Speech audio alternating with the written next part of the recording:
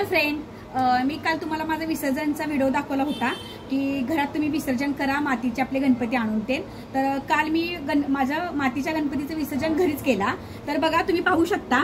तर बघा एका दिवसात पूर्ण ते ही जी माती झालेली आहे गणपती. तर आता हे मी पाणी किने माझ्या मी झाडांना टाकणार आहे.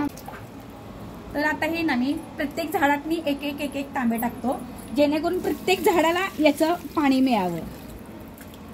खूप छान वाटतं की गणपती बाप्पा आपल्या वर्षभर आपल्या बरोबर राहणार. तर मला हे असं वाटतं की पुढच्या वर्षीपासून असंच करावे. पूर्ण माती झाली बघा, कुठेही काही नाही. तो गणपती फक्त झाड असतो पण छान वाटतं.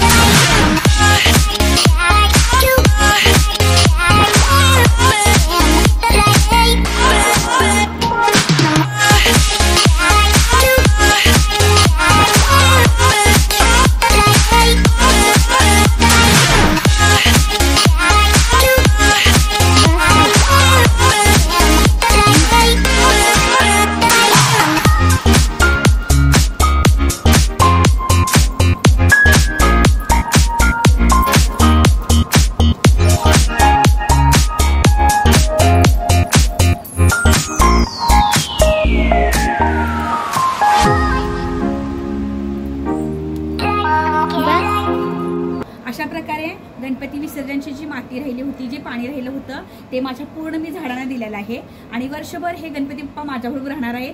हे खूप छान मला वाटत आहे. तर मला असं वाटतं की तुम्हीही पुढच्या वर्षीपासून मातीचाच गणपती आणा आणि घरी विसर्जन करा.